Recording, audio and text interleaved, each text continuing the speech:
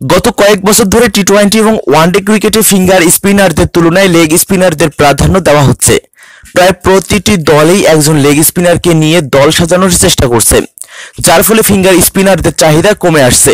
সাকিব আল হাসান টি-20 ক্রিকেটে 345 উইকেট নেওয়া বাংলাদেশি তারকা অলরাউন্ডারও লেগ স্পিনার এবং ফিঙ্গার স্পিনারের প্রতিযোগিতার উত্তাপ পাচ্ছেন।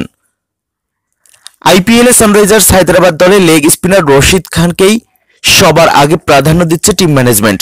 রশিদ প্রত্যেক ম্যাচে একাদশে থাকায় টিম কম্বিনেশনের কারণে সাকিব আল হাসান কিংবা কেন উইলিয়ামসনের মতো বিদেশি তারকা ক্রিকেটাররা বেঞ্চে বসেই থাকছেন।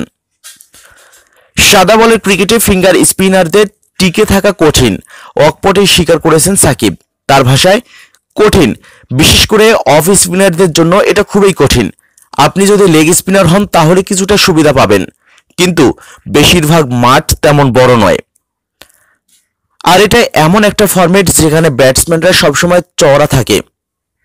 এই ফরম্যাটে টিকে থাকতে কিংবা ভালো করতে হলে আপনাকে যে কোনো কিছুর জন্যই প্রস্তুত থাকতে হবে।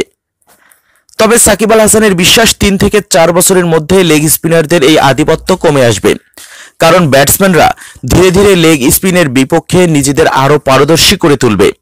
তিনি বলেন, কারণ কিছুটা ব্যতিক্রম। 5 থেকে 10 বছর আগে এমন বলার খুব কম ছিল। শেন ওয়ার্ন এবং অনিল কুম্বলে ছাড়া খুব বেশি লেগ স্পিনারদের নাম আপনি বলতে পারবেন না। তাই লেগ স্পিনারদের মোকাবেলায় অভ্যস্ত নয় ব্যাটসম্যানরা। এটা খেলোয়াড়দের কাছে নতুন। যখন তারা অভ্যস্ত হবে তখন লেগ স্পিনারদের ভিন্ন পরিকল্পনা নিয়ে মাঠে নামতে হবে। 3 থেকে 4 বছরের মধ্যে এটা হবে, কারণ আজকাল সব দলেই একজন বা দুজন লেগ স্পিনার দেখা যায়।